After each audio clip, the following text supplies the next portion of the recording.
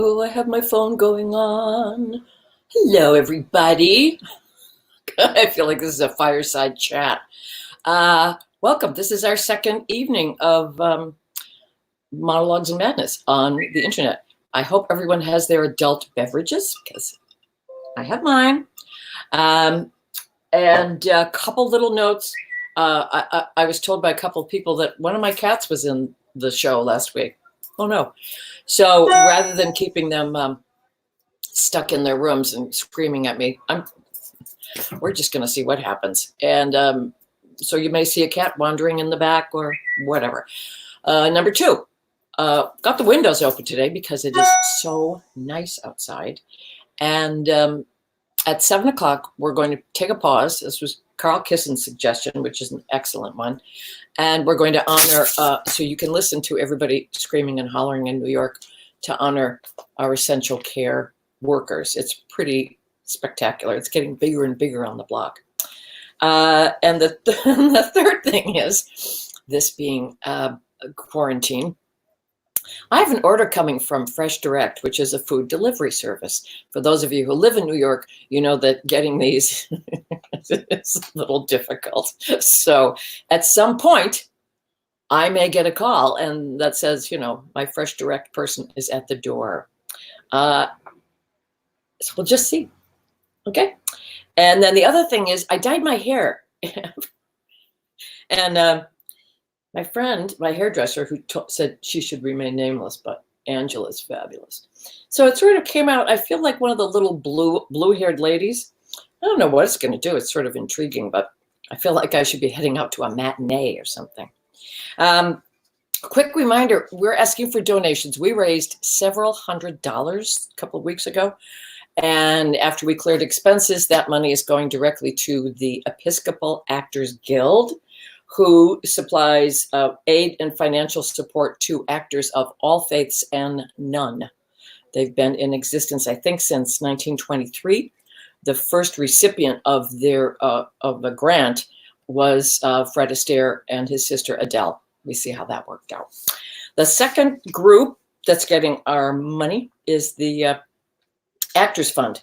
And the Actors Fund assists, I love this, all who work in entertainment and the performing arts, whether on stage or on camera. So this means they help out ushers, they help out people in the box office, things like that. Kind of important people. We assist everyone working in theater, film, television, radio, music, dance, opera, and my favorite, circus. How many people are helping this circus?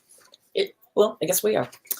So we've got a fabulous lineup with you, and then we'll conclude with our very special guests, David Londra and Priscilla Lopez.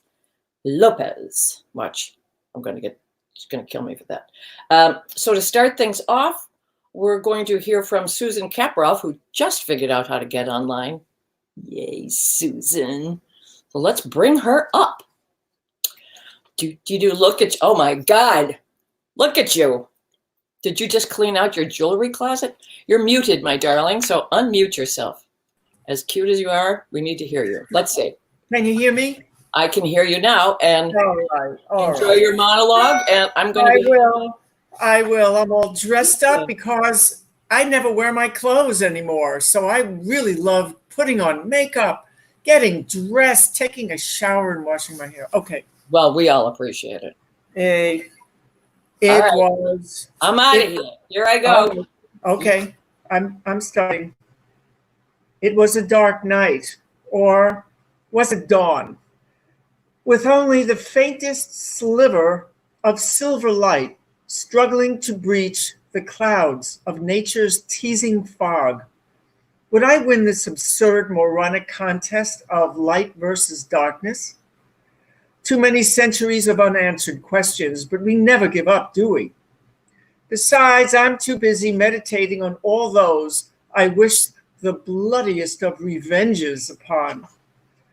Oh, how deliciously generous this felt to forgive only after justice is done. Whether in real or metaphysical time, doesn't matter. May the light shine on my glowing, primitive limbic brain, Didn't the great Duke E say, if it sounds good, it is good? Who cares anyway? Still, that sliver remains stubborn in its unwavering, frozen, thread-like photon beam. Nature is a random beast, without a care in the world except to propagate itself by any means necessary. I want to be part of its ever-expanding pathology. The symphony of life is an incomprehensible stew of explosive, alchemic brews known only to itself. No winning this game here, only the circus sideshow of fate unraveling like a ball of wool on the floor, or seeing the blood oozing from that nasty paper cut. It stops when it decides to.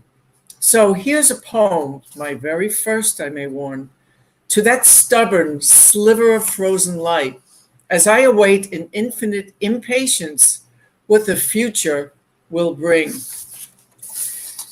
You'll sleep and you'll dream, you'll only know what your life means when the light appears like a splash of silver in your crushed, magnified heart. You'll come and go, you'll wander to and fro, and in despair you'll wonder why you cared. You'll lie and you'll ask everybody why.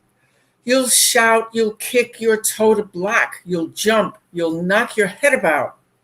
You'll scream and you'll cry and announce your eyes are dry, like a splash of silver in your crushed, magnified heart. You'll love and you'll grieve, and one day you'll come to believe the Lord did make you worthwhile, like a splash of silver in its crushed, magnified heart. You'll come on fast or come on slow. Just the same, you'll never know when the light appears, like a splash of silver in my crushed, magnified heart. Thank you. All righty. Here we go. So, how's Brooklyn, honey? Brooklyn's Brooklyn, you know. Yeah. It's the epicenter of the. I know. It was under 4 minutes, but that's it. That's all. That's all she wrote. That's all. I realized that. Usually, I take more. Something that's working for you. Hey, listen. I'm a visual artist, not a poet, but you know, in my writing, it's very surreal, very imagey, and sort of not very grounded. But that's the way I like it. I like to be floating around like some disembodied spirit. So while I'm locked down. your writing is working for you? Yeah. Good. Okay. Yeah. Thank you for making it on here, honey bunch. Hey, thank you. My pleasure. When you get off of here, you go back to the formal link on YouTube or Facebook, Okay. and you can watch it there. But you're going to be exiting from the green room. Okay. Okay. All right, honey. All right. Thank you. Okay. Keep the jewels. Next we have the fabulous Mitch Levenberg. Mitch. Hi there. Hi there, honey bunch. Hi. How are you? No jewelry, but I'm wearing my sports jacket, which I would never wear. Well, that's kind of unusual, isn't it? Is it clean? No. It is. It was just clean before we weren't allowed outside anymore. Well, So it's we very all clean.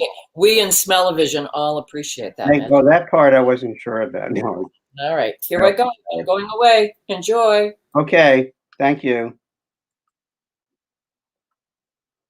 Oh yeah, Grandma was crazy, all right. Very big mental problems. I mean, how many people leave their baby outside and then go in to watch a movie? Crazy ones, that's what. I don't care what the hell was playing. It was my father, too, in that baby carriage. He had no say in it, man. He was a baby. She just left him out there in the middle of the street to die. Know what I'm saying? Okay, so he didn't die. I wouldn't be here if he did. So she was really leaving me out there, too. Crazy. The whole family was crazy. I'm crazy, too, you know. I could tell you stories. Oh, yeah. But I have to be crazy for my job anyway. I'm a bank guard. Can't afford to be too normal. Can't let his guard down, if you know what I'm saying. Yeah, so every year they put the same thing on my evaluations. Every year, pathological. Describes me to a T. I'm logical, and I follow my own path. Ha! Am I right? Look, at least they let me carry a gun. No bullets, but you can't tell. Oh yeah, they just got to see I'm carrying one and think I got bullets in it. That's my job. That's all it is. Three things you got to know. You got to know three things. I have a gun. I think I got bullets in it. And you got to not do anything stupid, like grandma leaving her baby out in the street and going in to see a movie. She was pretty crazy. Pathological, right? See, they had no guards. No guard would let her do that. You kidding me? You know how many times I've had to threaten to shoot someone? I mean, look how many times I had to take out my gun because someone was trying to steal a pen. So can you imagine trying to leave a baby outside? Man, how many times did I have to tell them, threaten them, that the damn baby goes inside, not out? Pathological, man, like my grandma. Yeah, it runs in the family. I remember she gave me some money once to buy sneakers. I mean, what's $5? She knew you couldn't get sneakers for $5. She wanted me to get caught. She knew you needed good sneakers to outrun the cops. Yeah, they were slow, but they had guns. Yeah, my grandma was cheap and pathological. And my father, don't think he was all there himself. You should have seen some of the places he left me at. But grandma did manage to kill him. But if grandma did manage to kill him, what would have happened to me? Never been born, that's what. Yeah, so once in a while, I leave the bank and make sure no one's left a baby outside in their car. Doesn't look too good to the bank either, you know what I'm saying? Imagine grandma with a car, that would have been it for all of us. I mean, that woman was pathological. I would have arrested her, all right. Maybe not shot her. I mean, she was my grandmother. Let's someone else shoot her. Talk about pathological, man. I mean, I might not even be here. And then who'd they get to stop all those crazies from leaving their babies outside? No one. I mean, the whole damn world is pathological. You know what I'm saying? Am I right? I mean, it's not just me, is it? Thank you. Oh, Mitch, you look so normal.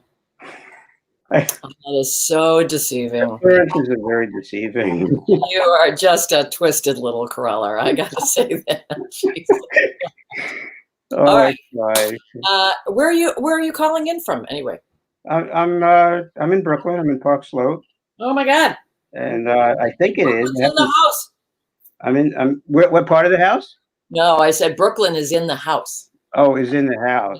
In the I'm audience. sorry, my ears. I haven't cleaned them in several Yeah, days. really. So tell me, what's working for you these days, Mitch? What can I say? I've been doing a lot of teaching online, a lot of grading, so that's taken up a lot of my time. But I've been able to write more, read more, kind of like retirement in a way. So I'm Yeah. enjoying it. I'm enjoying it. I just wish I can go out and take my walks again. I think I. Well, just get your mask, get your gloves. Yeah, Go. and I'll do it. Yeah. You're right. But All no. right. All right. Well, Thank thank you you. very much.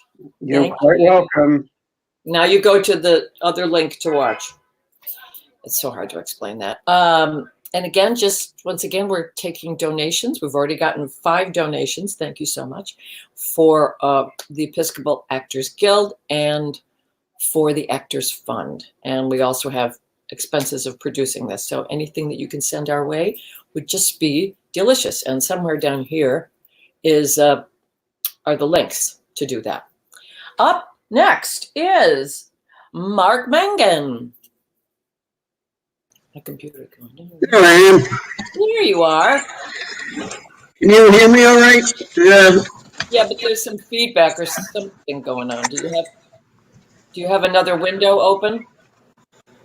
No, not with. So wait a minute. Maybe you're watching it on YouTube on a different window. Oh, How's that? Yeah, Better? I think so. Okay. I still hear a bit of a echo. Wait, now it's gone. I believe. I hope so. Greetings, everybody. Please don't mind the look. I did not essentially get that dressed, though, compared to how I've been looking around the house. Maybe this is upscale. Okay, I thought I'd talk about The Boy Scouts are in a lot of trouble. They're gonna go broke.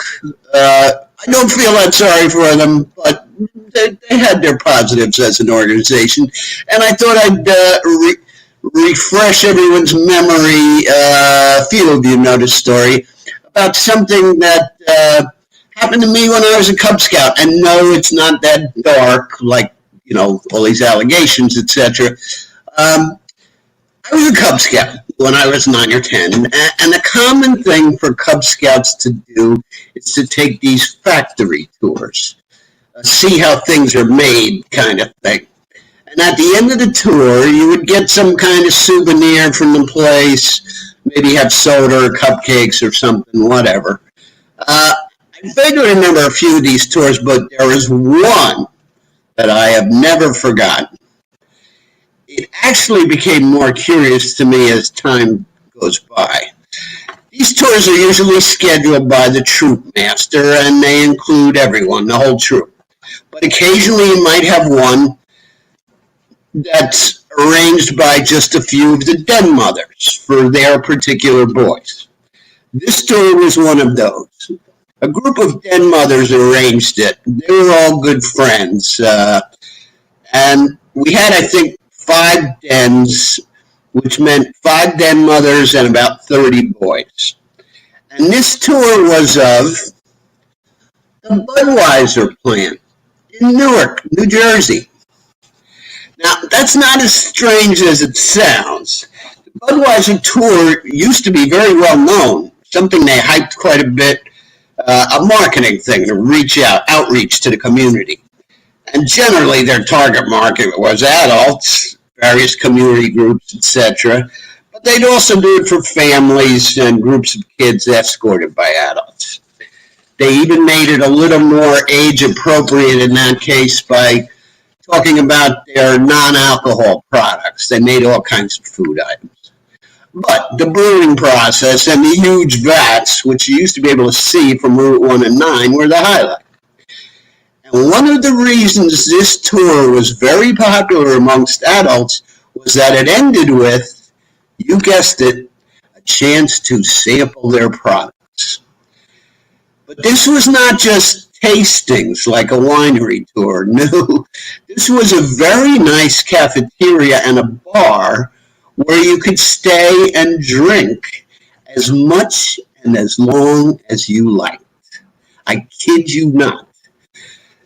They did away with the tour naturally a number of years ago, but back then folks didn't really think that much about drinking and driving and all that. It was a different era. Now, before your mind goes there, no, of course the Cub Scouts did not get to sample beer and such. We had all the soda and chips and pretzels we could eat, but the adults got to drink the beer. So yes, these 5 upstanding den mothers sat at the bar in their khaki uniform skirts for a couple of hours, and they got to be in a very good mood. Behind them, at the cafeteria tables, we young scouts were going wild, totally unruly, food fights, everything you can name. And the den mothers didn't say a thing, just pretty much ignored us. Instead, they sat at this little bar, probably about 12 seats, just them and the bartender, who was obviously having a hell of a blast this day. And so were they. Now, I did not associate it with flirting at my tender age, but I sure knew that it looked fishy. And as I look back on it some years later, well, to us young boys, they were old ladies, our parents' age. But these were women in their 30s, stay-at-home moms who must have really enjoyed this little adventure. It'll probably look damn good with those khaki skirts hiked up sitting at the bar. When all was said and done, we piled in the station wagons and the den mothers drove us home. I can't stress enough that this was a different era. Can you imagine now? The headline on the New York Post, Crazed bimbo moms take Cub Scouts on wild drunken spree. But you know what I did not consider until years later? What was the scene like when all of this was concluded? I mean, the mothers drove us back to their houses, and we all walked home from there. Over and done with for us scouts. But what about after that? When the kids had left and their husbands came home from work that day? What's for dinner, dear? Get it yourself. Excuse me? Are you drunk? Where were you? I was with the Cub Scouts. So, in closing, you grandparents and parents out there, do your kids a favor. Sign them up for scouting. They will learn about a lot of things. I thank you, folks. Stay well. Yeah, you did learn about a lot of things, didn't you? Yeah. Indeed. Oh, it's amazing. I was talking to someone one day, and I went, "It's kind of amazing that we all have survived." Oh, absolutely. Oh, God, yeah. So many things. Like, tried to set something on fire, or Yeah. it's like, here, lick this, and you do, and it's the best. Yeah, and then of course the cars all had that hard metal dashboard and everything, and nobody wore seatbelts. Oh, no, because if you wore seatbelts, how could you bounce up and down in the back of the car? Yeah. So tell me what's working for you, Mark. Naps. Napping is working great for me. I have really, I was always good at it, but I have honed my skills. I'm doing a damn good job at it now. That could be your next monologue, my dear. Yeah, it almost was. Yeah, except you slept through it. All right. Bye-bye now. And we're Bye-bye. Stan Baker. Stanley Baker. Hi there. Oh, goodness. Is that your house? It looks like a museum. It's a china cabinet. Wow. But I didn't think I had one of those. I'm really impressed, Stan. I don't know anybody who's got a china cabinet. So, let me just say. All right. What's working for you, baby? Well, me and my wife and my son, who's 25, we're all bunkered in, hunkered down, and learning how not to get on each other's nerves. And we're discovering new things to cook, especially my son. Mm-hmm. Okay, I'm out of here. You go. Okay.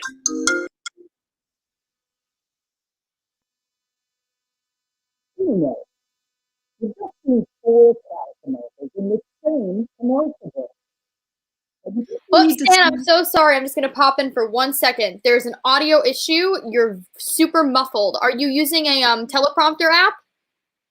I'm just putting the no. I'm putting a PDF in front of the screen.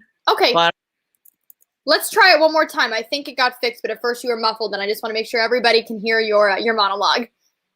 Okay. Let's try it one more time. Well, yeah. If you can't hear me, stop me again. Obviously. Okay. Take two. We know you've just seen 4 car commercials in the same commercial break, but we think you need to see one more. Why?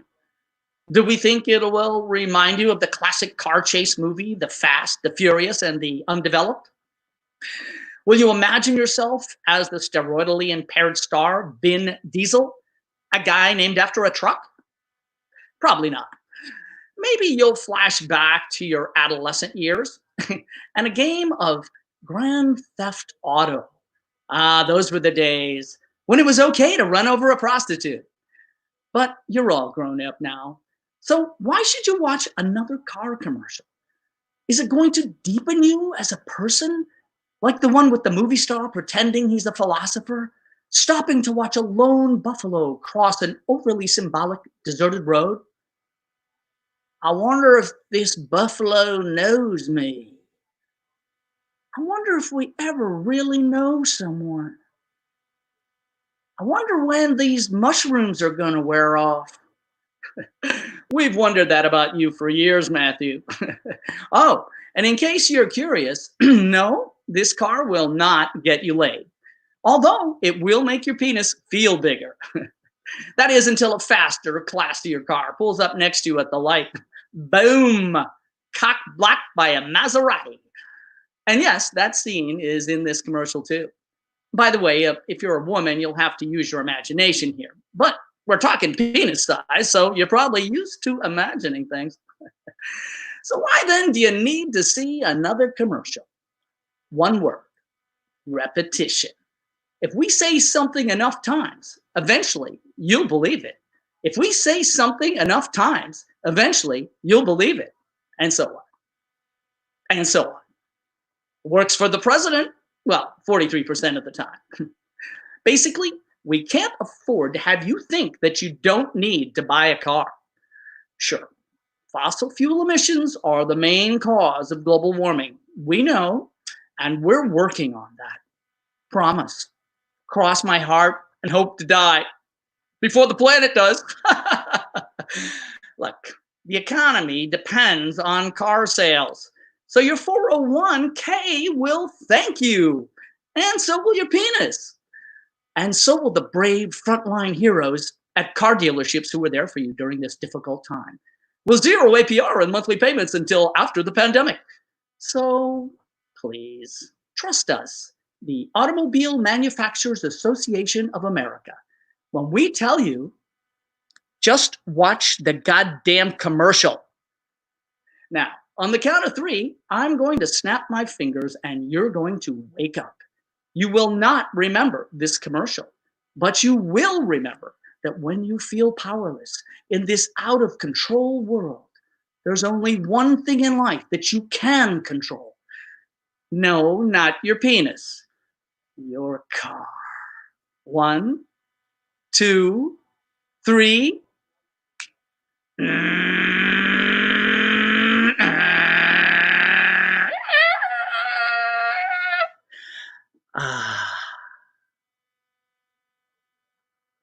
Thank you. Oh my God. Plus, somebody wrote in, Stan, and said, you're wearing a tie and jacket. So all of us are a little agog at the whole, this is like you live in Downton Abbey or something. The tie reminds me of my penis. Now that might be your next monologue. Just trying to think how to gracefully get out of that. I'm writing it right now. There you go. You start right now on that, would you, Stan? Thank you, my dear. Thank you. And the look becomes you, I'm telling you. Somebody said it was great to see all these newscasters on TV because you could see their house. And, yeah. And apparently, Anderson Cooper lives in Downton Abbey. Yeah. But I'm telling you, you are right up there, bucko. It's the china cabinet. Well, and the tie and the jacket. Come on, Stan. Get out of here. All right, go away. Get out of here. Got a couple of questions. We've already gotten like 15 or 20 donations, which is just super duper. Gotten a couple of questions. Someone said, what's the email address? There's no email address. You can do Venmo, and it's right down here. You just follow it along. Venmo is Tulis-McCall, and PayPal is send it to tipsmcc@mac.com, also in the little thingy right about there. And I think that's it. So thank you very much. Let's see. From Westchester, all the way in Westchester. We got to bring up Gary Bialy, as in Bialy. Okay, now Gary, you are upside down on my screen, but I just need an okay from Ruby that you are not upside down on her screen. He is not upside down on my screen or where the broadcast is being posted. So we are good to go. No, I guess I'm really special. I saw thumbs up, so I guess we're okay. Yeah. So how are you doing, honey? I'm doing okay. I'm doing okay. Thank God. What's working for you? I'm having being less busy because normally I'm running around all the time, and so actually it's sort of a forced less busyness, and we're Yeah. all healthy. Knock on wood. All right. We like that. I'm out of here.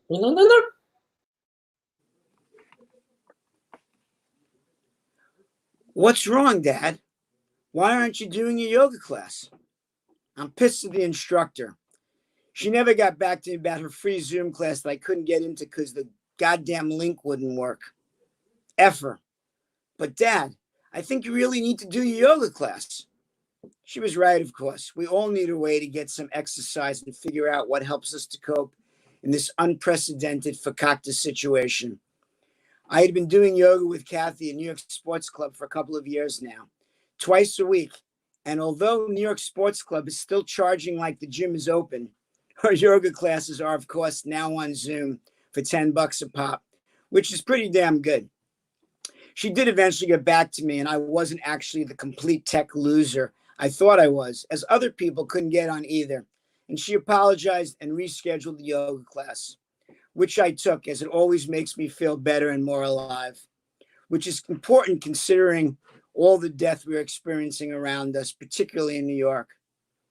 A good friend of mine lost his mom a few weeks ago to COVID, and my wife lost her beloved mother, Norma, my mother-in-law, who I really love too, the week before last in a nursing home in Rhode Island.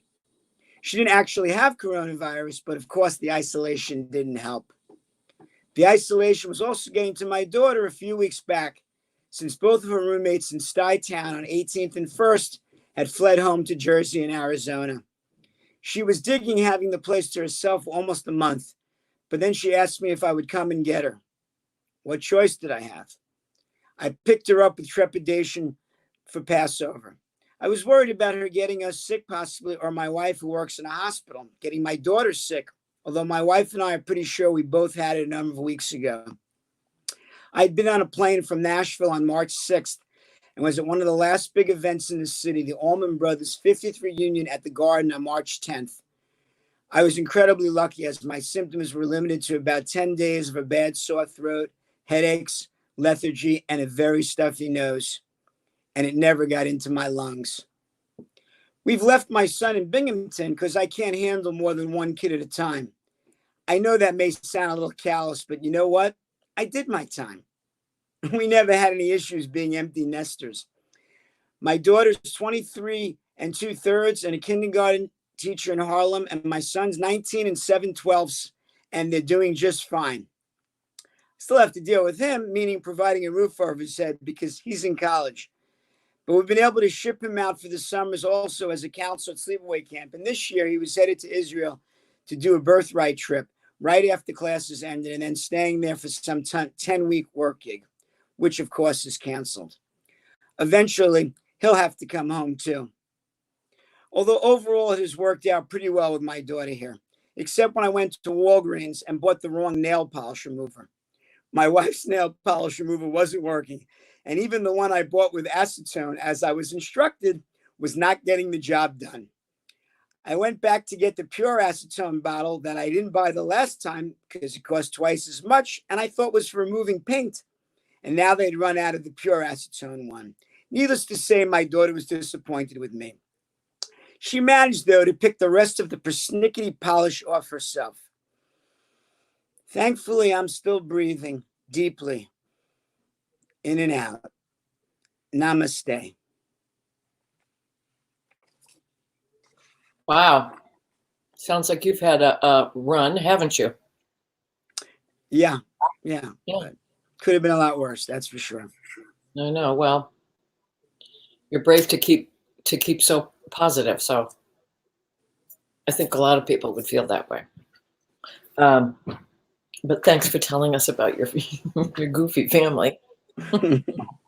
Most of whom I've met. I don't think I've met your son, but I met your daughter, who is the fastest texter in the world.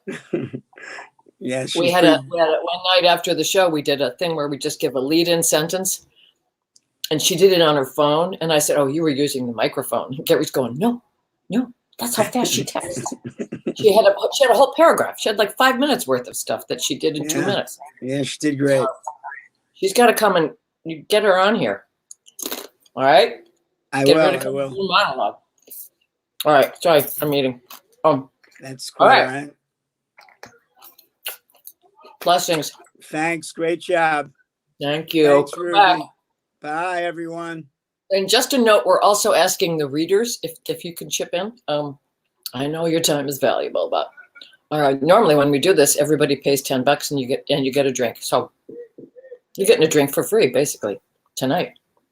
And again, it's going to people who need it desperately. Andre Gritzman. Is it Gritzman? Am I saying Gritzman. It's Gritzman. Gritzman. Say it again. Gritzman. Ay, Gritzman. Gritzman. Oh, Gritzman. That's Yeah. what he said. Gritzman. Like Gassman, Grossman, same thing. And, yeah, Grossman, and Gritzman. Yes.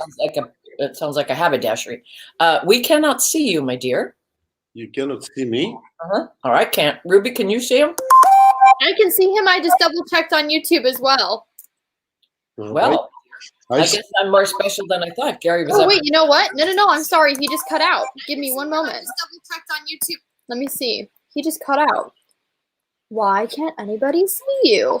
Hold on. Please hold. Talk among yourselves, or send in a donation. It's getting rowdy out there. I got one cat there. I always get nervous when I can't see the cats because I know one of them. I adopted this little boy cat back in December. Okay, we can see him and we are all set. Okay, I can't see him. I'm getting more special by the minute. Well, at least on YouTube, we are good to go. Okie dokie. Andre? Oh, there you are. Having your adult beverage.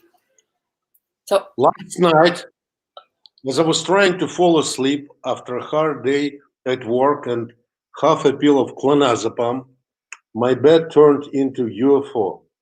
My room into a nameless motel room. My new home was a house of cards.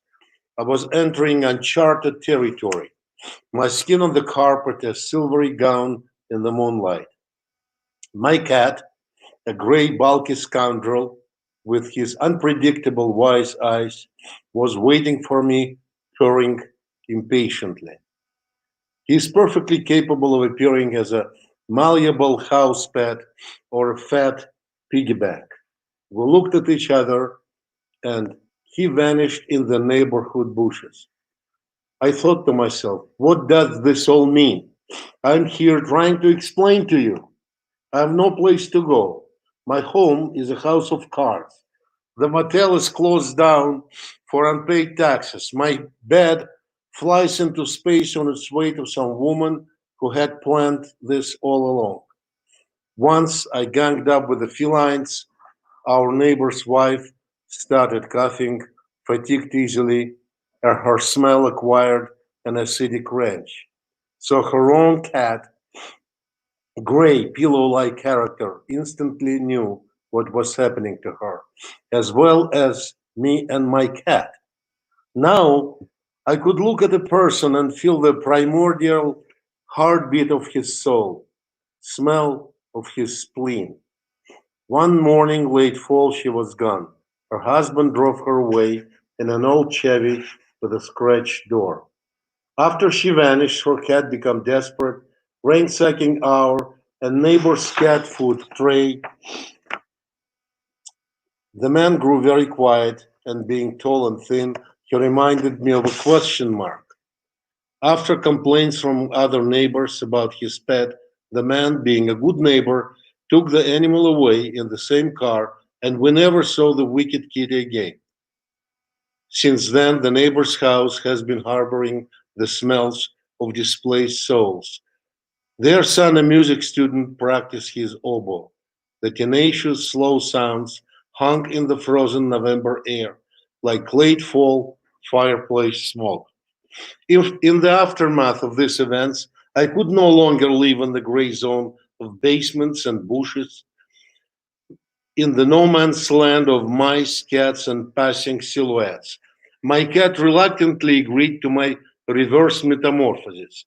When we were alone, he would approach me, put his paws on my knees, and look into my eyes as an old comrade in arms, inquiring, "Do you remember?" After I crossed back, I sneaked into my bed, my silvery skin still on the carpet, and I pretended that I was asleep the whole time. Later this morning, everyone in my house was busy washing up, brushing teeth, putting on makeup. I managed to get up, put on my clothes, and reach work safely. Once at my office, I spent hours on the phone listening to similar survivor stories told by my interlocutors, who were as open with me as I was with them, although we had never met one another. Thank you. The little interplanetary transfer Yeah, without leaving your home. I'm a cat person, you know. You're a what? I'm a cat person. Well, you're talking to the right gal, baby. Andre, how many languages do you speak? Two, That's English, English and Russian. wow. Well, the fact that you can create such a fascinating story in a language that you acquired, I salute you. I salute you. I like the language. What can I say? I like English. I like American English. Well, it clearly likes you. So, where are you beaming in from? Speaking about beaming in. Right now, Yeah, I'm in Upper West Side, Manhattan. Upper West Side Manhattan. Yeah, Okay. looking now, I can see the part of the 94th Street. It's a beautiful. Okay. Just checking locations. And so tell me something that's good for you these days, working for you. Some time to write, and things like what you organize. It's wonderful. It keeps us together. Yes. Otherwise, we would go mad, which we're already mad. Yeah, mad or crazier. Never matter, right? Great. Okay. All right. Well, it's nice to see you again, my friend. Come back. Likewise. Thank you, dear. Cheers. Next up, we have Francesca Rizzo as Sophia, and I'm going to exit. Hello, how are you all doing, huh? For those of you who don't know me, my name is Sophia, as she said, and I am a fictional character. My accent is all over the place because I'm not from anywhere in particular. So don't try to pin that cultural appropriation crap on me, okay? Okay. So I am sheltering in my place all by myself.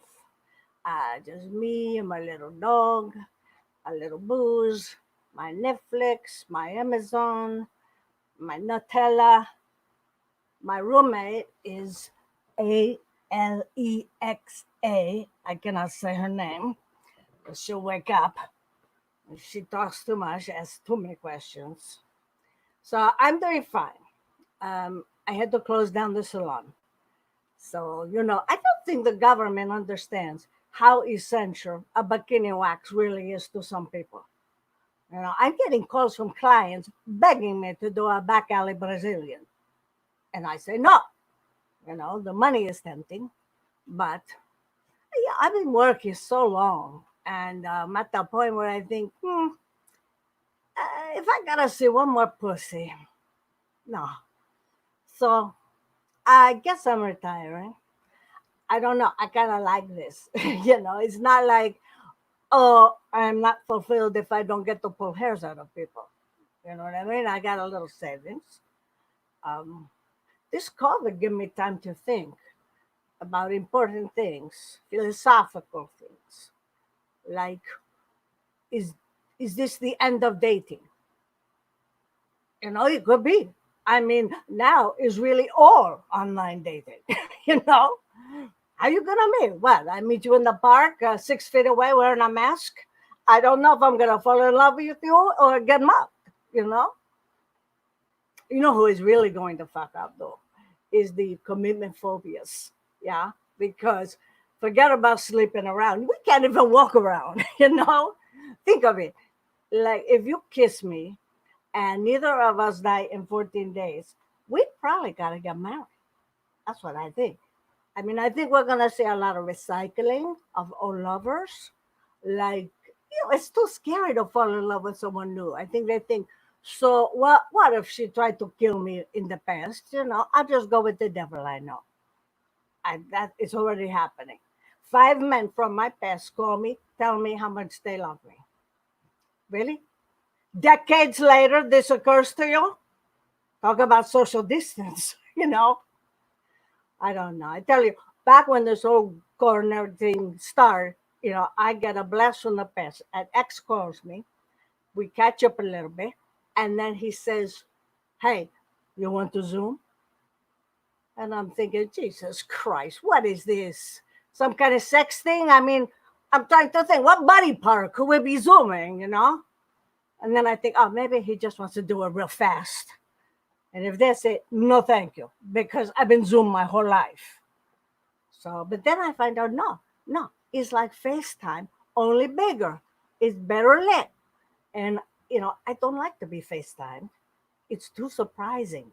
I mean, I'm in the bathroom doing who knows what. I don't need to be sharing that with you.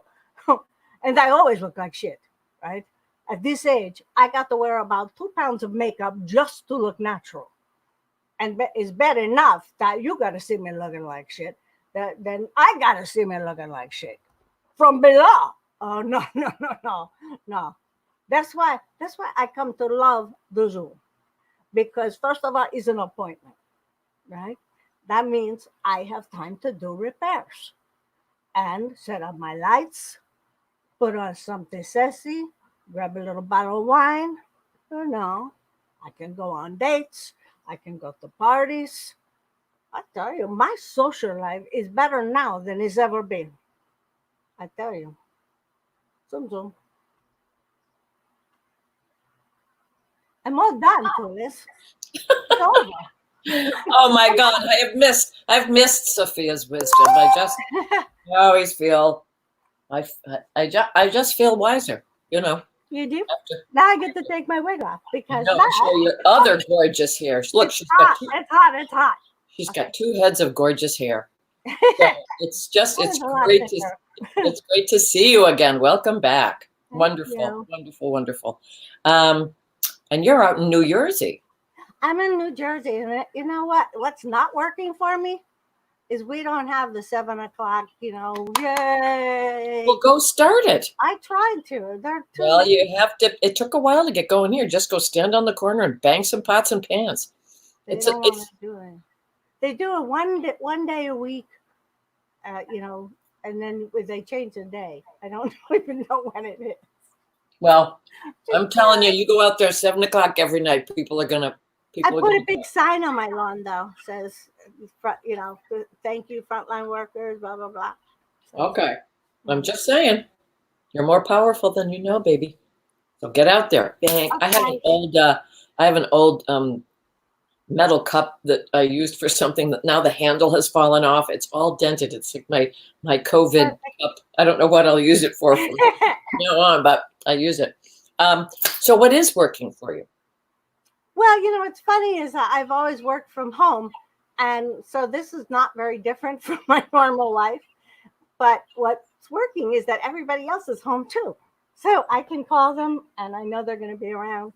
I know. Isn't that amazing? Mm-hmm. Yeah, I have a very good friend like that. And every time I call, I go, I'm so excited because I know you're home. Yeah. Then it's really bad if they don't answer, though. Yeah, right. Oh, Julius. Pretend we're in the bathroom. Okay, darling. Well, it was great to see you. Thank you for this wonderful work. And come back soon, okay? Okay. Bye-bye. I'm going. I don't know where I'm going.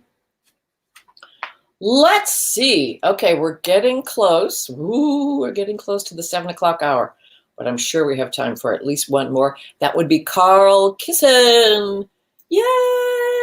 Hello to this. Oh, my God. Look at you, so dapper. Thank you. I don't know. You and Stan. What's that? You're getting the best dress awards tonight. You and Stan.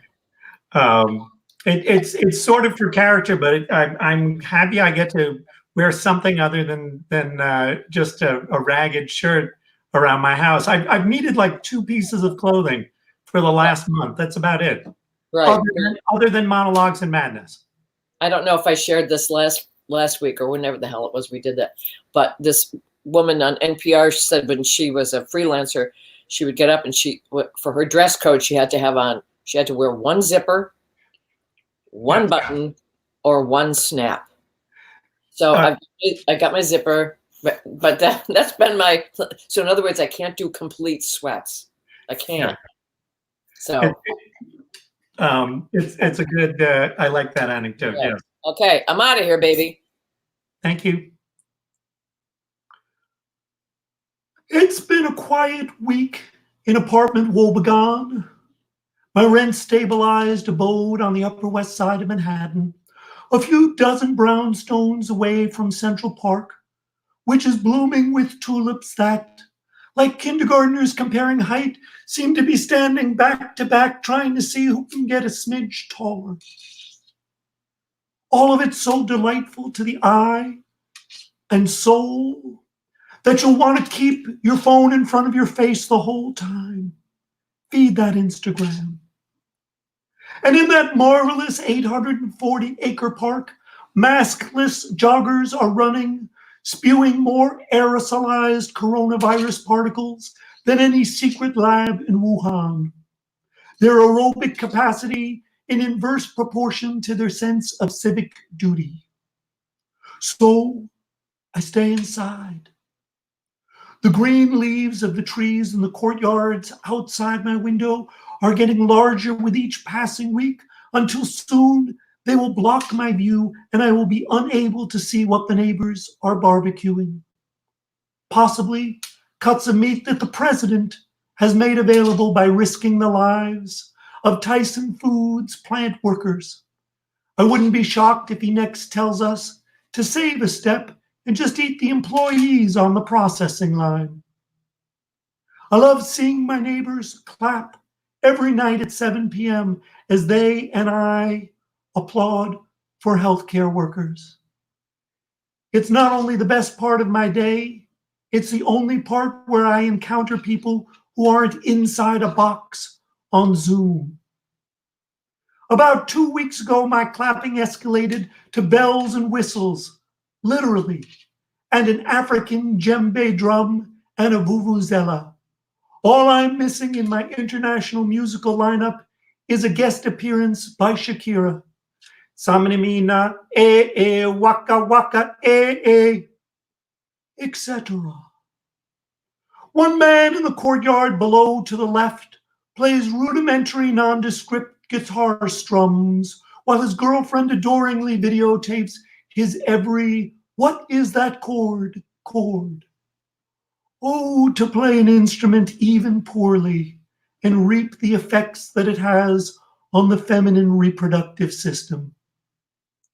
But the clapping ends by 7:03 and I wave at the lovely family across the way with the child who shows me her stuffed giraffe. And I spare her the story of the Danish zoo that killed one of their giraffes and fed its body to the lions.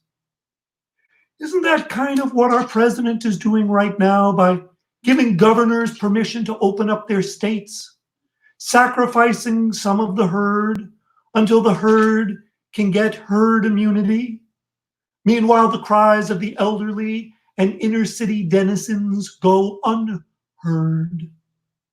All of this comes on to the TV and the radio while I'm doing laundry in my sink and later dining on cabbage or sardines or beans.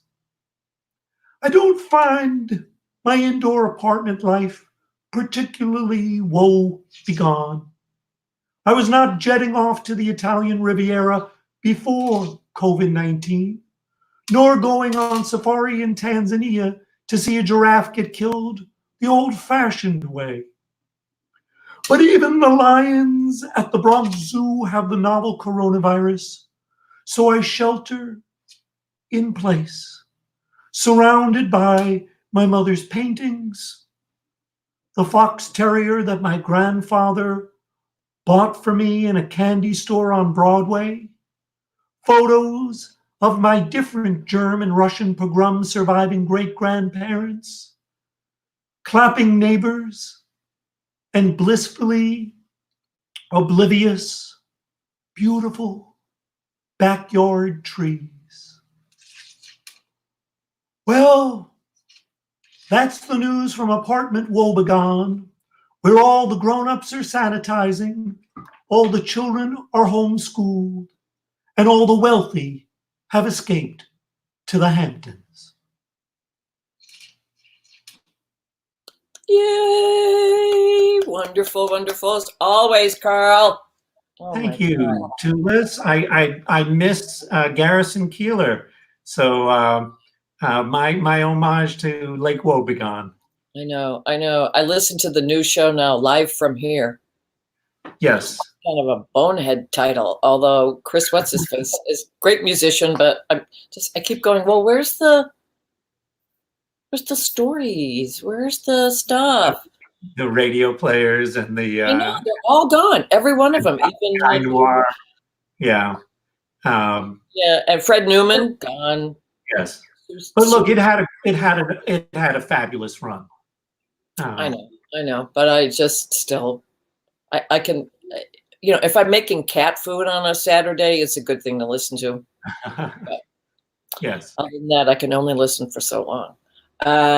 Okay, so I think what we're going to do, per your suggestion, Carl, we're going to take a break so that we can listen to, because I don't want to, we only have 4 minutes. Raphael, you're up next, but I don't want to put pressure on you to, you have to be done in 4 minutes, the way I usually do.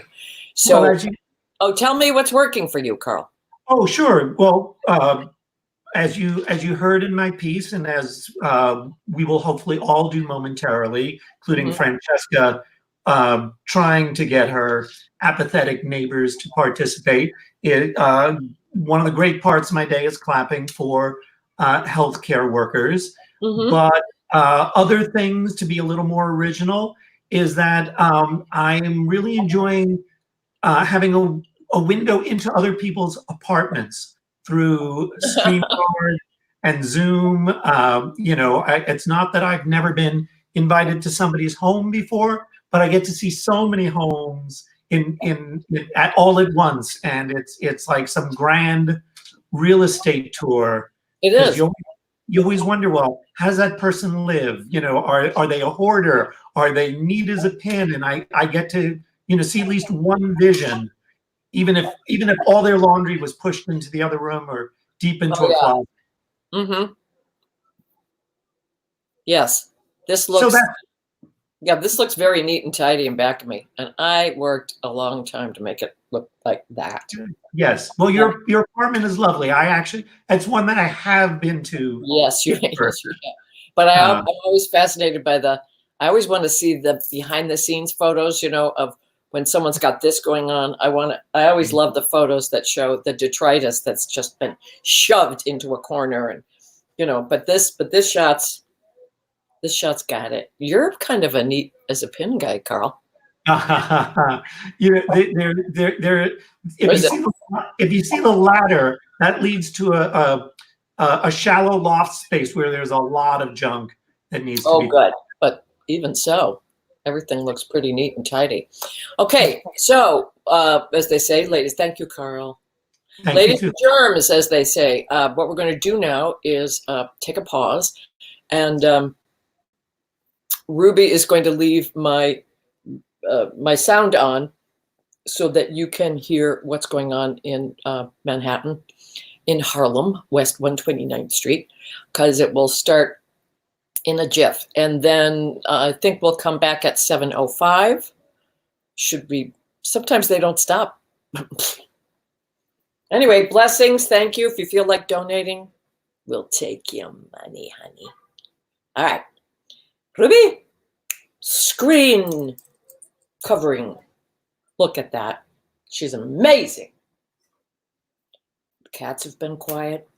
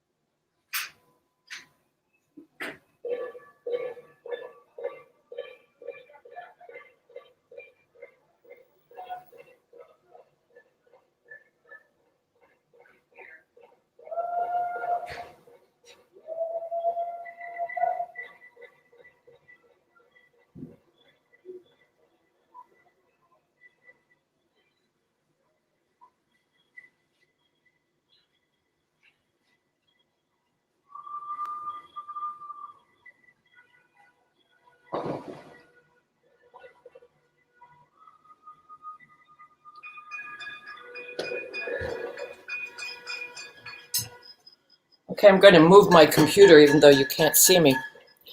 I'm going to move it over, oops, to the window so you can hear a little better. Excuse me.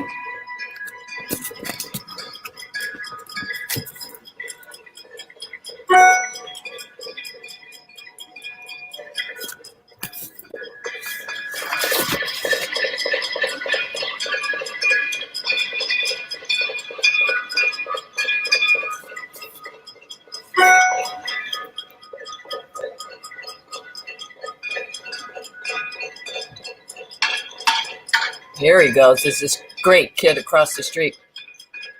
Whacks everything. Seems a little quiet tonight, but maybe it's going to pick up steam.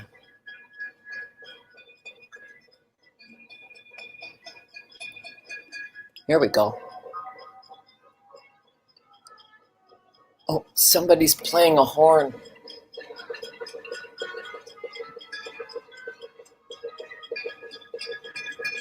There's a guy down the street that dances on his fire escape.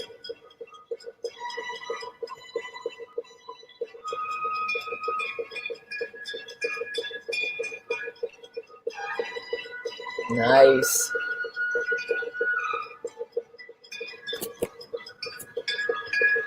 What are you doing, baby? Nice. Woo, woo,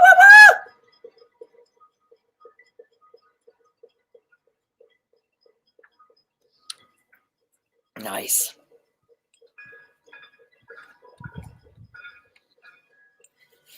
Should be able to still hear.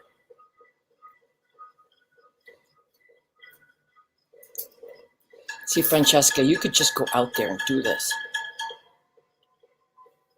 Oh, yeah.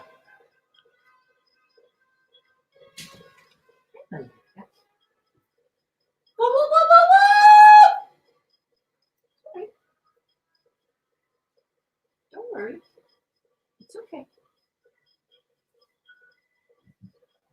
Cha-cha-cha. Coming back in 2 minutes, folks.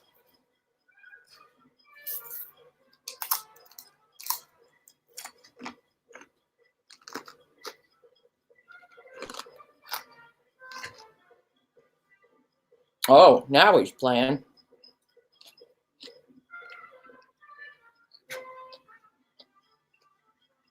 Nice.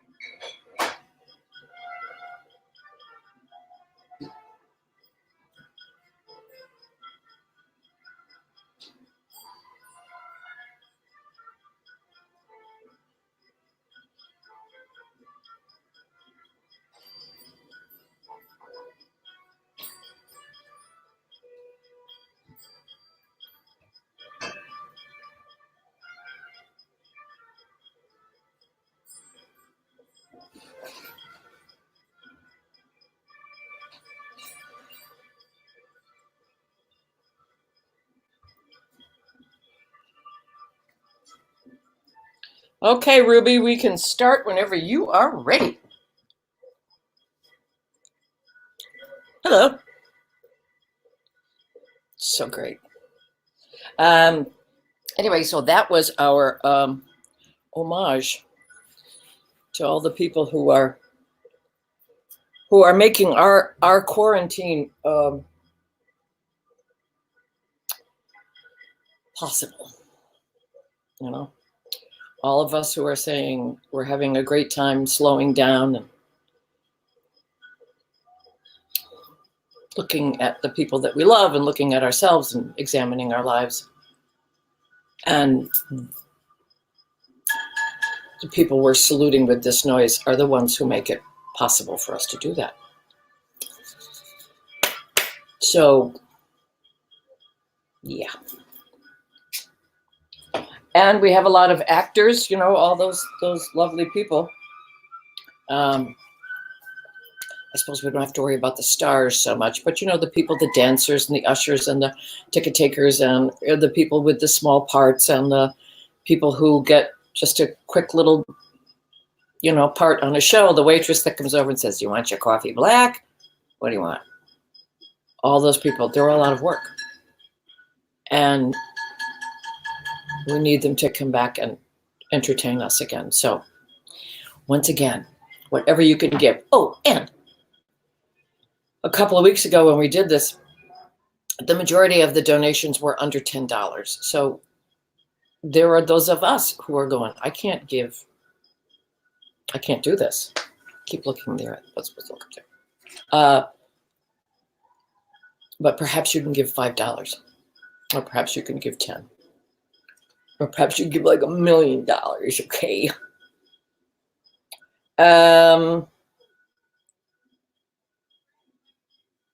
Rafael Pagliacca. Am I saying it right finally? You said it right. You said it perfectly right. God. After all this time, I've been calling you Pagliacca because that's just how I think it should be. You got it after about, I think it's 8 years. I think it's the hair, Rafael. I know. I realize I don't really look in the mirror much. No, I think my hair got kind of more your color. Yeah, I think that's what it is. So it's more Italian. Yes, that's right.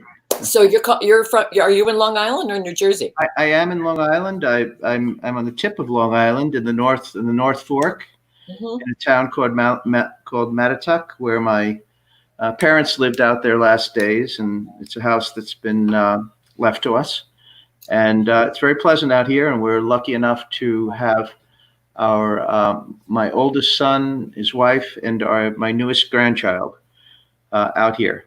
Wow, great. They quarantined and they're out here with us. So we're really having a good time. Good. It's good a time as someone can have in a bad time. Well, there's a lot of us who are doing that, and we got to be grateful to the people who are making that possible. Okay, my darling. So tell me quick what's working for you. I'm an incurable optimist. So I keep. This will come to an end, and I want to make sure, and I want to urge everybody else to use the time well, because when you look back on it, you want to find out that there's some self-discovery, and it's great to be in the house with my parents. I'm spending the time looking at all kinds of things, different levels of time. It's like I'm an archaeologist here, but I want to use the time well, because it will come to an end, and we'll look back at it as a unique time. Yes. So we got to come out of it knowing more than we did before. Oh, yeah. I was thinking that the other day. I said, shit, if this is up in a month, I really got to kick some butt here. I think it's what I had planned. More than a month. Anyway, I'm out of here. Okay, great. I want to thank you for listening to me all these months. I'm a man with a lot of plans, and it helps to talk them out. I've fallen into the habit of thinking of all objects as sentient beings. I find it makes the world a kinder place. It all began with one word: deciduous. Living things are deciduous if they shed something. Bucks shed their antlers. Trees shed their leaves. Humans shed baby teeth, but that's not deciduous because we only do it once. We shed skin cells, though, 40 to 50,000 every minute. That's 50 to 70 billion every day. Yet somehow we go to sleep and wake up the same person. There's this oak tree more than 100 feet tall outside my house. The tree gives the house shade. It also gives hundreds and hundreds, no, thousands of acorns. The acorns fall every other year, and they fall furiously. They dent the hoods of cars. They make a cacophony of sounds crashing against the grill, drain pipes, and gutters. Falling from such a great height, they hurt bare heads. They blanket the ground.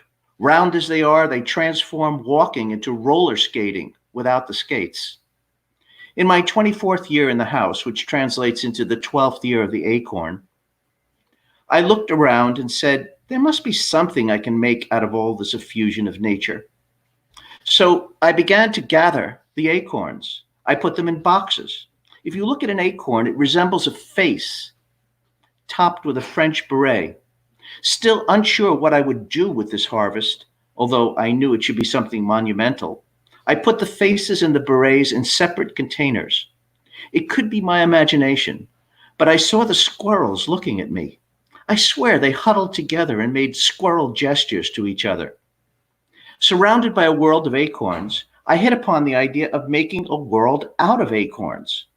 I would take a piece of wood the size of a mural and trace the map of the world, then fill the outline by attaching the acorns, hundreds of them, and there you would have it, a world of acorns. Thinking big gets me into a lot of trouble. I had to find a place to store the acorns for the time it would take for me to realize the idea. So I drove the boxes to my office. I carried them up the stairs to the conference room. I lined them against the wall so they could wait where they could wait quietly until I enlisted them in the grand project. I paid close attention to maps of the world. I considered whether I should paint the piece of wood blue so the oceans would have their natural map color. It was a mild winter, so the heat in the building did not come on for some months. Every so often, I would take a break from my work, walk into the conference room, and imagine having the time to begin work on the world of acorns. One spring day, a tiny winged insect settled on my desk.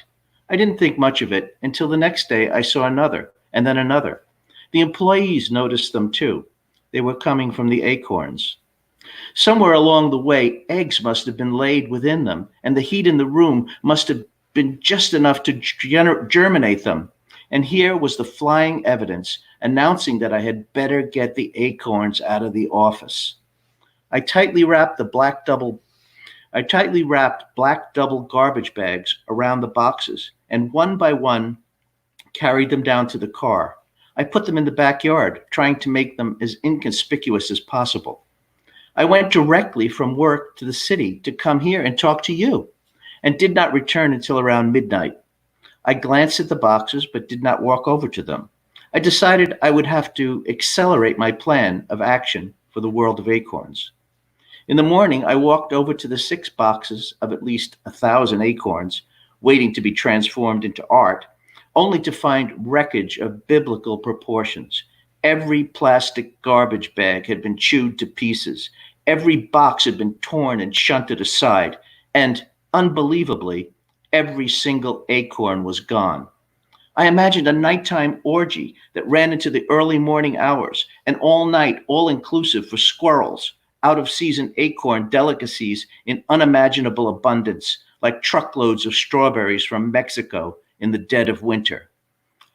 Only the French berets, which apparently have no nutritional value, survived the night. I wonder if I can make a world out of them. Thank you. Oh my God, acorns.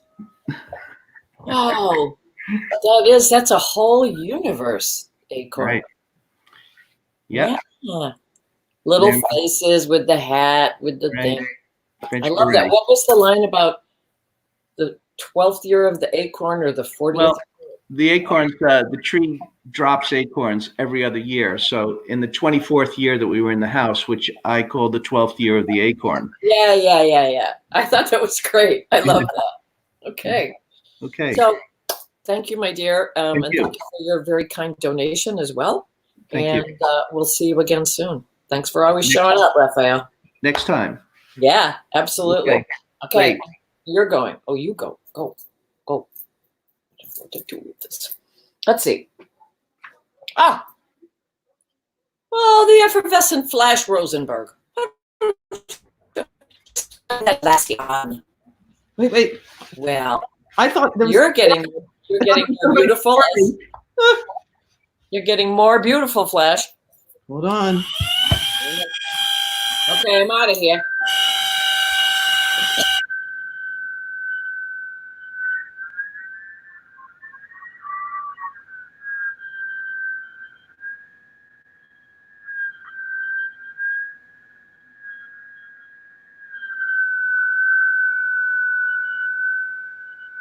I'm in a Peter pandemic. I won't go out, I won't go out, I want to stay alive, I want to stay alive. No, I do want to go out. I want to stay soup. But now, it's too noisy. I'm in my safe house.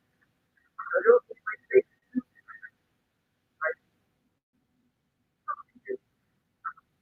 right.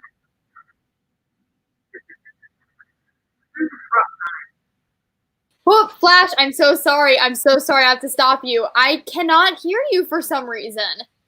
Oh no. Oh wait, it's back. Your Again? sound was your sound was so muffled at first. Because I was in the hat. No. And then No? even once you stopped the other noise, it was we just couldn't hear you, and I want to make sure that people can hear you. Okay. Well, now so they didn't hear any of that yet. It was very muffled. I'm not sure if anyone can make it out yet. Okay, I'll just go from here. All right. Okay. It was a good experiment. Hello, everybody. Well, I was in my safe suit because I was in a Peter pandemic, and now I got to get out of this safe suit because it's not always good to be so safe. I mean, even though I'm trying hard, I just wanted to try to see what I could do about this. Okay. Well, all of that is because I want to live. I really want to live. Not because I have big plans, but I am curious. What is time going to seem like after we're released from this pause of the coronavirus? And I'm worried that as soon as I get used to this, the staying home will end. And there will be this rushing to return to normal. And I've never really had any normal, so I'm worried. Because just as I might finally begin to tackle all the personal work I always dreamed of doing because I could be home alone to do it, I once again won't have time to do it. It's not really laziness. At first, I suffered from just a big cringe at all the opportunistic crisis art being foisted upon us, artists being earnest.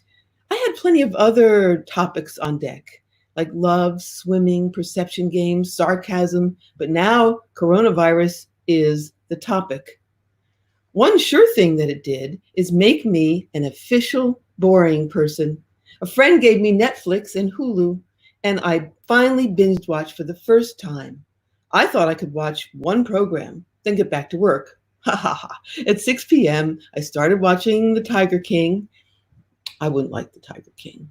And then I watched every episode until 6 a.m. But the main program here now is Flash All Me TV.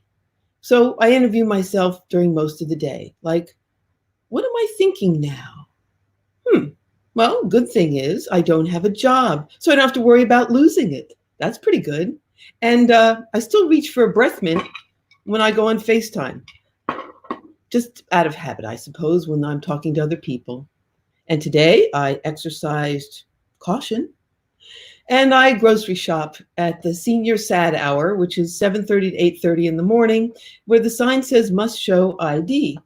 So I offer, and the young cashier said, "Nah, never mind." My luck. Bet she's thinking, poor old lady. She's unfuckable. Give her a discount on food. Time.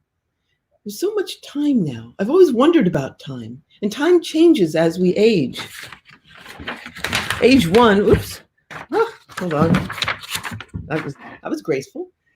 Age 1 is the only time when actually 1 minute equals a minute. So I've been in a disruption of time most of my life because at age 1, days are long. Time between meals unbearable because 1 minute's a minute.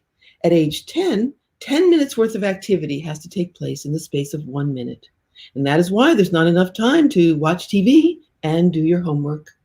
By age 20, 20 minutes have to be packed into every single minute. So there's not enough time to fall in love, visit your parents, and decide what you're going to do in your life. And by age 40, 40 minutes are tucked into every single minute. That's what you have to accomplish. 40 minutes worth of stuff per minute. It is going by so fast that the fact that you are no longer 20 is not even something you can comprehend. I was thinking about the time zones I've lived in because I always felt sort of privileged that I lived during linear time, which was analog, when you wrote in handwriting and took pictures one frame after another in negative film. And then we ended up in digital time. And I feel like I'm one of the last people who actually remembers what it was like in analog time. And I had to try to write about it once, and I couldn't. because writing on a computer, you were backing up, correcting, checking for a word, checking in a thesaurus, or whatever it is we do to hijack and interrupt ourselves while we're writing. And so I had to go back and write in longhand in order to capture what it was like to be alive in the 70s and 80s. I'm wondering what post-coronavirus time will be like. I want to live. I don't want to miss it. I was thinking of speculating a little bit, but I just want to live and see it. I don't want to have to guess and then be wrong and then be funny and be over. But there's one thing I do know, is that the smarter you are, the longer you know this is going to go on. Thanks. Oh, so much to think about there, Flash. Oh, and by the way, I could understand you just fine before we knew what you were. Well, I could. So I don't think anything was missed. We all got it, and then it got garbled, but then it was fine. Just so much to think about there. Actually, garbled and now we're fine is sort of the way we've been living. That's true. So it was just a metaphor. Yeah, right, exactly. In an unintentional way, the way often metaphors turn out. Yes, yes. So you and I are going to have to go to the senior grocery store. Mm-hmm. Well, I like the Monty Python dance that sort of occurs where somebody walks in, then somebody walks out, because it's a tiny store. It's the Jesus' Lord Food Town. That is actually the name of it, right here at 132nd Street. So, oh God. Oh, all right. Well, we'll figure that one out. Tell me something that is working for you. Well, just the sense that I feel very fortunate. I'm in a place that has a window, and I am stuck inside with a fun person myself. So, it's not so bad. That's good. I'm stuck inside with a fun person myself. All right. Well, okay. No blood is being spilled over there but the cats. Thank you, my darling. Thank you. Thank you. Lots and lots of stuff to think about. You always resonate. Okay. Oh, it's me. Jules McCall. Here I am. I'm up next. All righty. This one is Mark Anderson's favorite monologue so far, and he has seen a boatload of them. And I know he's going to donate tonight, too. Yeah.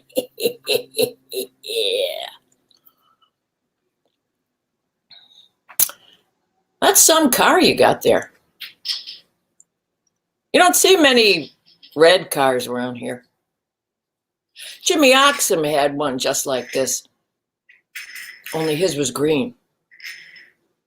Came in on the train from Boston, and he didn't have it but 4 days before the accident. That was something to see. It's down near the post office, crumpled up against a pole. There aren't a lot of things in life like a good car wreck. It's like a work of art, something like that. 1 minute, you got a car in one shape, right from the factory where all these men worked on it with hammers and drills and wrenches, welding and paint and all that crap. Nice upholstery, tinted windows, white walls, just like yours here. And the next minute, it's some kind of accordion wrapped around a telephone pole. Transformed. It is a transformation, I'm telling you. It is something. And I'm not saying the kind of wreck where people get hurt. Not like that. Something like that is unfortunate, and I do not advocate unfair or unfortunate. But a good wreck, where the car is crumpled up like a hanky, radiator is wheezing its last song, and all anybody can do is stand there looking at it. That is a thing of beauty. And from the tiniest thing, a sinkhole in the road, you reach over to turn the radio dial, a belt snaps. Did you ever see one of those belts in there? It's just a little piece of rubber holding the whole car together. Or you could throw a rod, brakes could fail, Yeah, pretty much anything. Jimmy, he had the hay fever. Sneezed. Don't sneeze when you're driving. Just period. Yeah, yeah, yeah. Dangerous things, cars. Man-made force of nature. You never know where they will take you or what shape you'll be in when you get there. Kind of like a woman. Well, I expect you want to get on out to see the widow. You can follow me. Drive careful.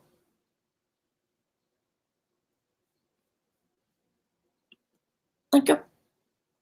What's working for me? Well, I hope you enjoyed the accompaniment of my cat, who plays the bottle caps. And I wake up in the middle of the night and he's playing the bottle caps. And as you can hear, he's pretty darn good at it. So there you go. What's working for me? I don't know who's, I have faith that this is going to work out. My darling niece Rachel posted something today, a woman who said, the earth is going to do just fine, with or without us. The earth is going to survive. So, and I agree with Flash. I want to be here. There's so much, now that we're sort of 8 weeks into this. I was talking to someone who said, oh, that was 5 weeks ago. I went, what? So there's more of a sense of balance or something. That works. David Lundra, my David Lundra. Toolis, it's me. I'm not David. I think we might have gone out of order a little bit. I think that actually Robin is next. He was supposed to go before. Oh, I'm so sorry. I'm so sorry. That's okay. Just wanted to keep the schedule in front of me in case this happened. I'm Robin. I'm so sorry. What a dope. Hey, no problem. Isolation brain, Robert. Right? No, I thought my manager had gotten a hold of you and moved me up later in the order. Oh, I am so sorry. Closer to the headliner. Yeah, exactly. See, this is where you are, closer to the headliner. You know what I'm saying? Exactly. These things all work in mysterious ways. They sure do. Anyway, oh God.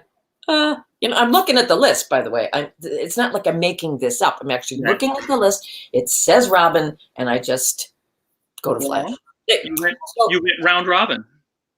Oh, you're so smart. So, other than being persistent, what's working for you, baby? I have a government job, and that's not going anywhere, so that's working. Okay. But I got challenges. We all have challenges. I have some family issues that the pandemic is not being good for, but so it all balances out. Good.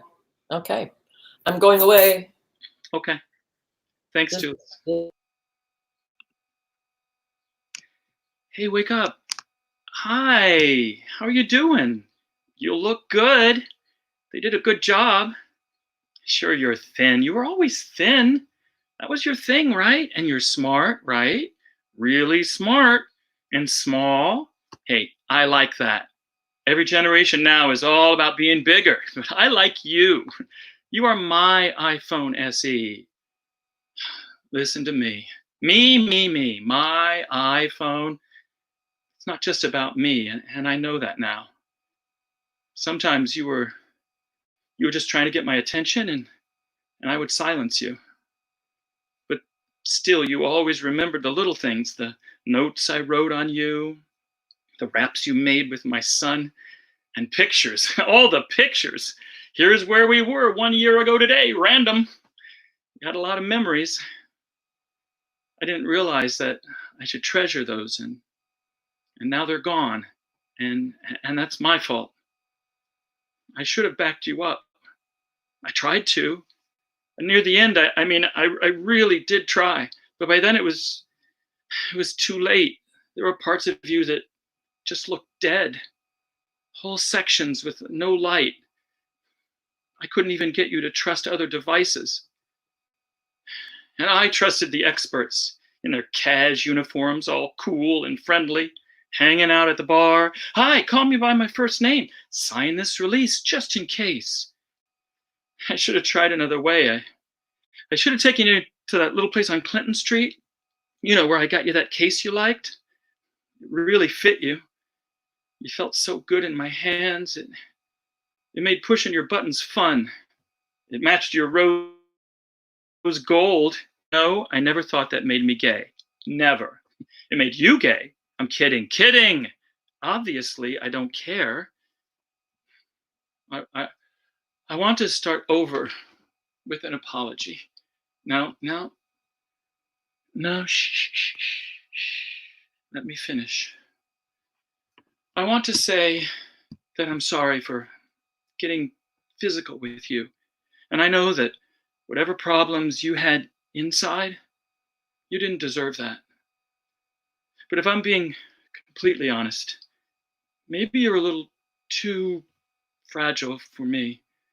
And there is the problem you had with me touching you. Yeah, it started small.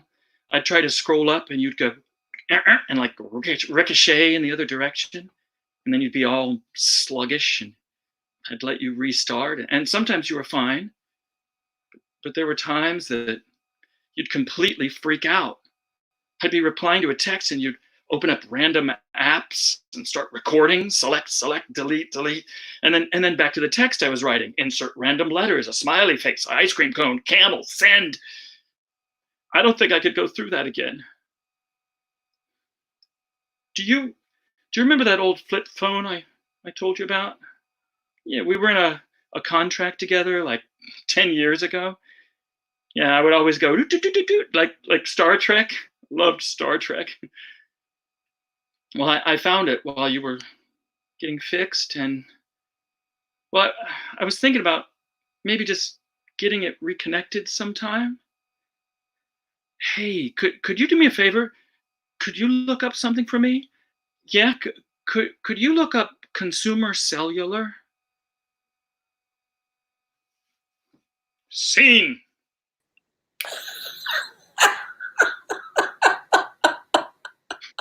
Oh God, that poor phone all by herself and everything. Could you look up consumer cellular? So I practice on my son. He said, what's that? He'll Google it. Yeah, right. Well, you reminded me, I still have a flip phone in some drawer here, and I don't even know what to do with it. So, but it's just so funny. First time I got a new iPhone, I got like one back in the Crimean War, and I think I kept it for 9 years, and I brought it in to trade it in. And they just looked at it and went, "Wow." Yeah. I got $9 for it. Oh, there you go. Oh, yeah. I want to say that whole story was fake, but it wasn't. It was. We don't want to know that part. It was okay. We don't want to know that. You let us live in our little fantasy, honey. Okay. Yeah. What's working for you?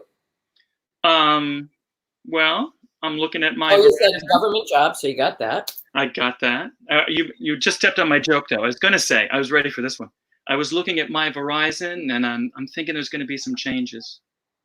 Yeah. And P.S. This whole setup that you have, it looks great. Oh, thanks. Yeah. Like very dark background and everything. It's very theatrical. Well, thank you. I missed. All you need is one of those. You need one of those collars. Elizabethan collar. You know what? You have one. Next time, I'm going to make one out of masks.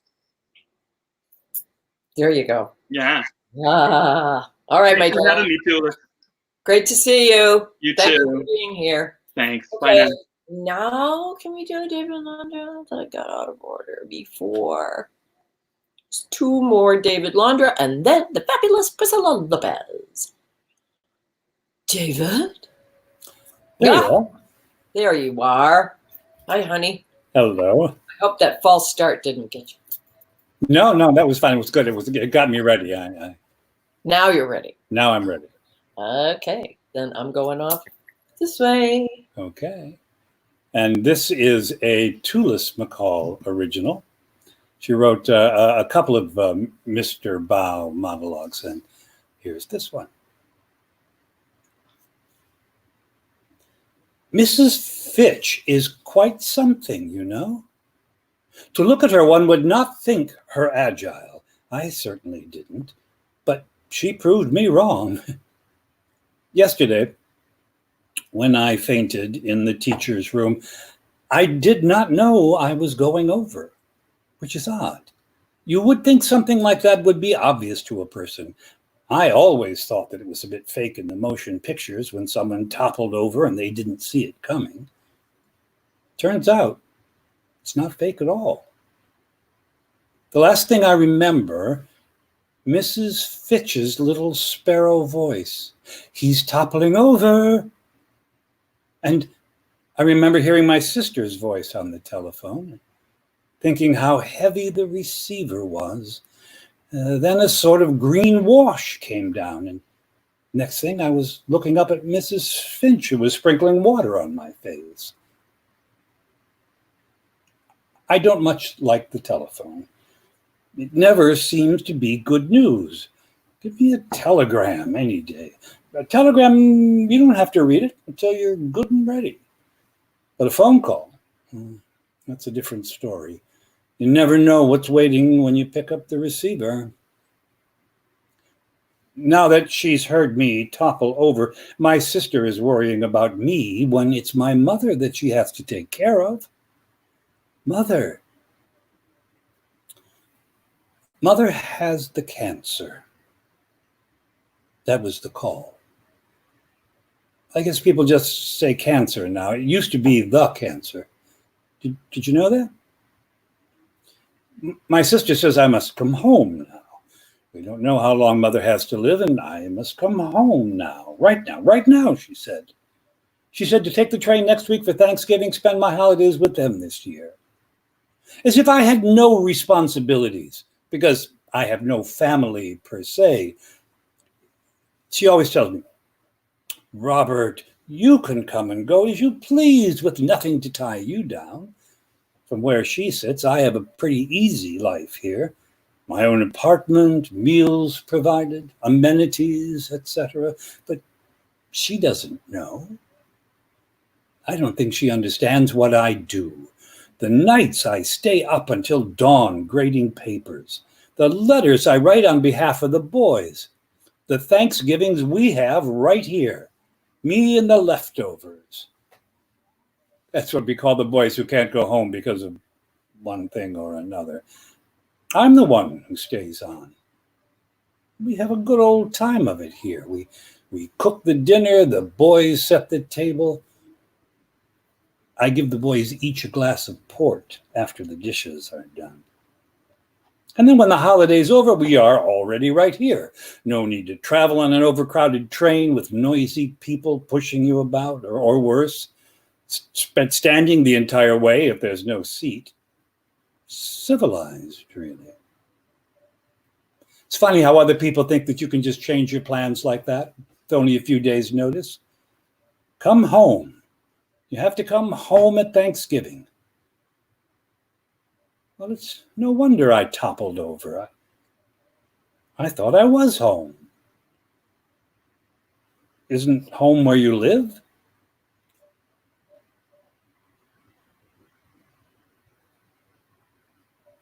Thank you. Oh my God. You make my writing shine, David. Thank you. Wow, this is really good. It's a pleasure. It's great fun to read. Well, it's just lovely to see it come alive and be lifted off the page.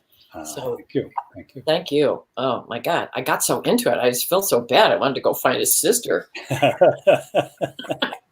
Leave your brother alone.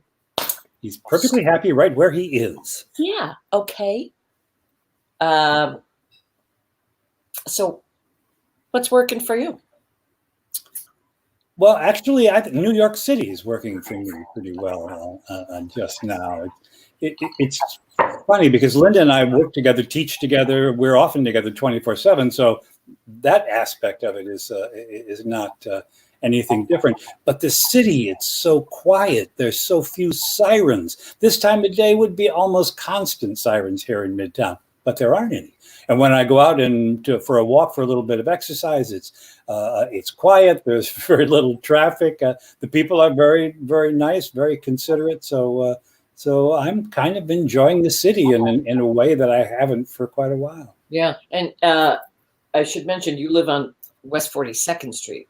Yeah, Midtown Manhattan. Yeah, of all the right smack in the theater district. So it's probably like one of the absolute busiest thoroughfares, as we say. Yes. So the fact that that's quiet is amazing. During happier times, yeah. It is sad to see all the Broadway houses, everything's so quiet there. That's where you want a little noise, a little flash going on. Yeah, and West Bank Cafe. Yes. Well, I still do takeout. We had takeout from West Bank last night. Did you? Yep. Oh, yeah, I want to do that, except I live in Harlem. Do they deliver? A little far, a little far. Hi, Steve. Listen, this would be great. All right.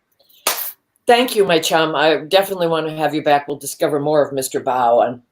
And My pleasure. Thanks for the invitation. Always, always. All right. Next up is the fabulous Priscilla Lopez. Miss Lopez, if you please. Hi. Whoa, look at you, honey. Very. Surprise, here you like one of are. the little squirrels from the acorns who stole the. I'm having such a good time hearing all these wonderful stories and tales, and it's Good. Good. Well, I'm thrilled we're finally getting to work together. Priscilla is going to do a monologue that I also wrote. So, okay, I'm out of here. I hope it works. Let's see if I can get it up. Let's see. Wait. 1 sec. I'm new at this computer stuff. Okay, here we go.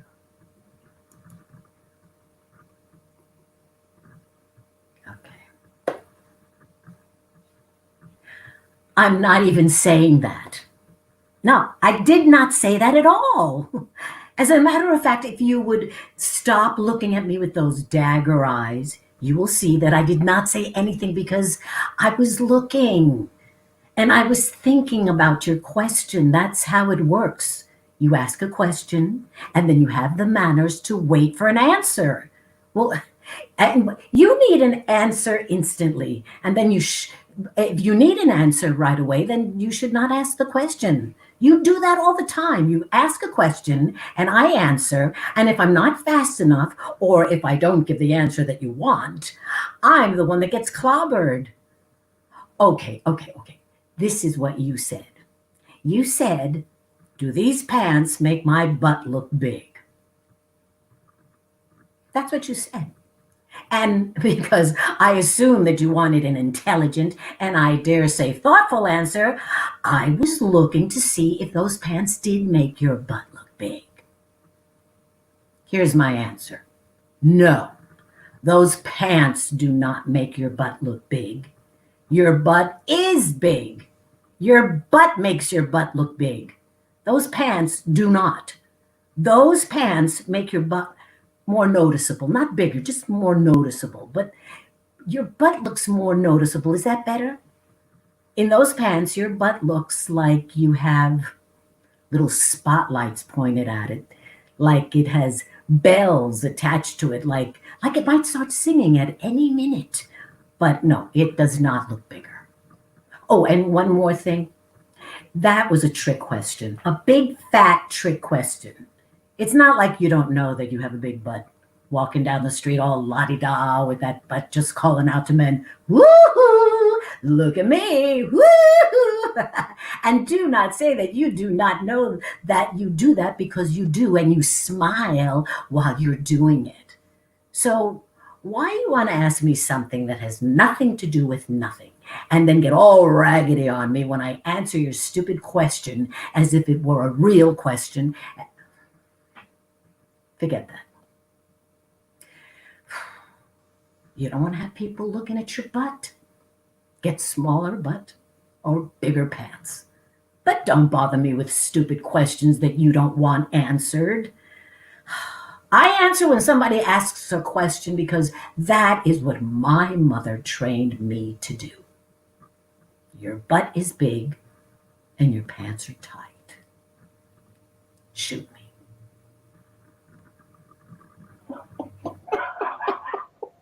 Let me get out of this. Let's see. Oh, God. Oh, there I am. Oh, okay. You got me laughing.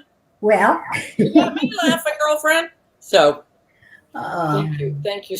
Thank you. The question everybody asks is my butt big? Or at least we all think it, right? Right, exactly. I know. And today was not the right time for her to ask you, clearly.